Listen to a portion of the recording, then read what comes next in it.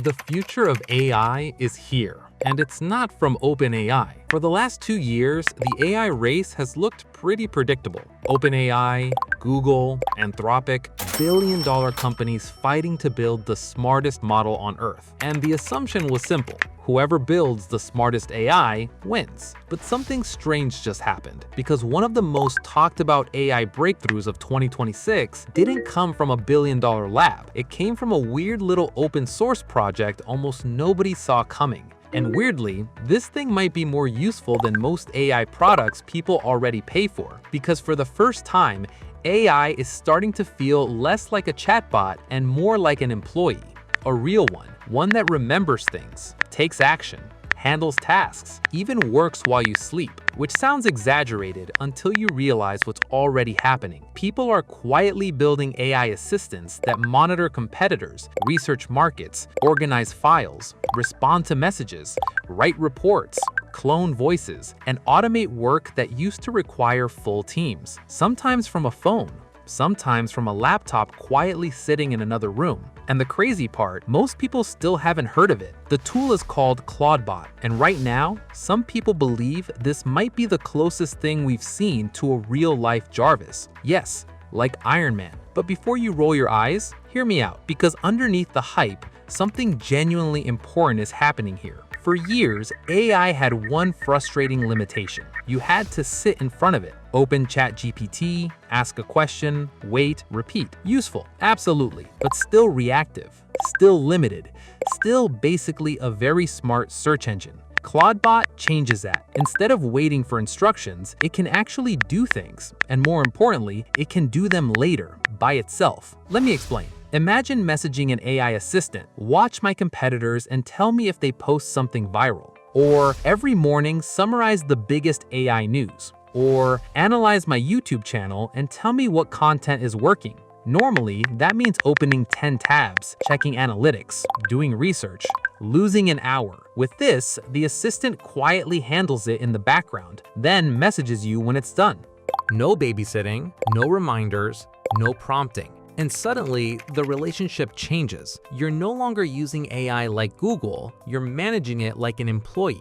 That shift matters more than people realize, because historically, building something like this was painful. You needed automations, complicated workflows, messy integrations, broken APIs, the kind of setup that stops working the second something updates. It worked until it didn't. But ClawdBot changes the economics. Instead of building giant automation systems, you can message an assistant through Telegram, WhatsApp, Slack, or Discord and tell it what to do in plain English. No coding, no technical dashboard, no giant learning curve. And weirdly, that's exactly why people are losing their minds over this. Because this feels like the beginning of something much bigger, the personal assistant era. Not chatbot, assistant. There's a difference. A chatbot answers questions, an assistant solves problems. And once businesses understand that difference, things get interesting, because right now there's a weird little window happening. A short period where people who understand this technology suddenly become disproportionately valuable. Why? Because businesses are confused. Most founders still barely understand ChatGPT. Meanwhile, this new generation of AI assistants can already research leads, organize files, track competitors, monitor markets, generate reports, manage reminders, summarize meetings, and automate repetitive work. That creates something powerful, an education gap.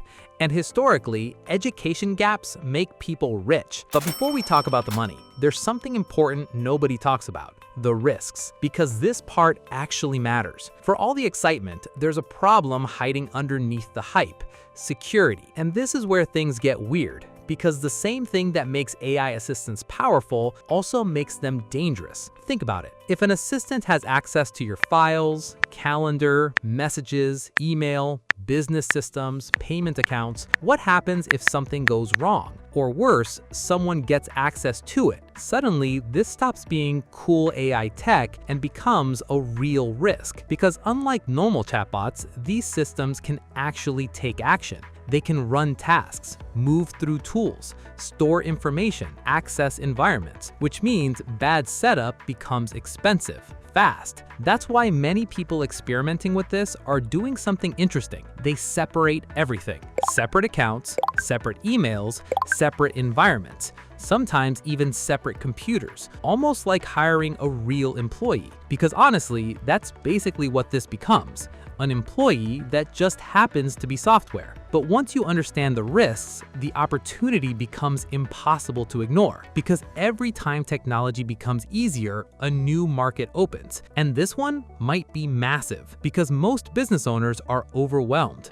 Too many tasks, too many tabs, too much repetitive work, competitor research, lead follow-ups, market tracking, admin work, the kind of boring work nobody enjoys, but somebody still has to do. And that creates the first major opportunity. Number 3, AI assistant setup services. And honestly, this feels much bigger than most people realize, because business owners don't want software, they want outcomes. More time, less stress, better systems. Imagine saying, I can give you an AI assistant that saves your business 10 hours every week. That sounds very different than saying, would you like an automation workflow? And businesses pay for outcomes, not features. That matters. The model itself is surprisingly simple. You learn how to set assistants up, customize workflows, connect tools, then install them for businesses. Founders, agencies, executives, people whose time is valuable. Realistically, simple setups could charge anywhere from $500 to $2,000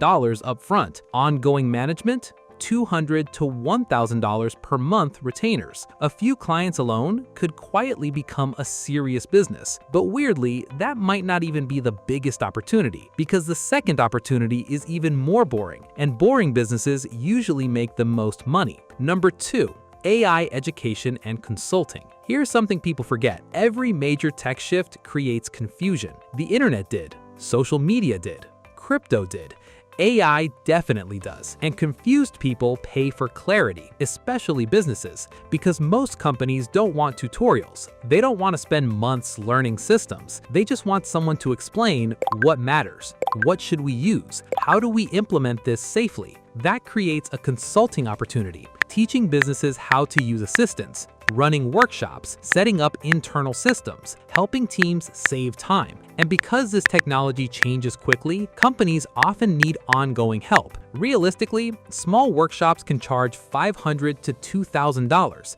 Consulting retainers, thousands per month. Even simple education products, guides, templates, mini courses can quietly stack recurring income. But surprisingly, the biggest opportunity might be something most people still aren't seeing, because the biggest money usually isn't in using the tool. It's in building for the people using the tool. Number 1, the AI skills economy. This one gets interesting, because every assistant needs abilities, specific tasks, custom behaviors, specialized workflows. Think about apps, but for AI assistants. Imagine building the perfect assistant for real estate agents, dentists, law firms, marketing agencies, YouTube creators, investors. Suddenly, you're not selling software, you're selling intelligence, workflows, systems, behavior, something reusable, something scalable, a pre-built assistant for real estate lead qualification, a competitor monitoring assistant for agencies, a content research assistant for YouTubers.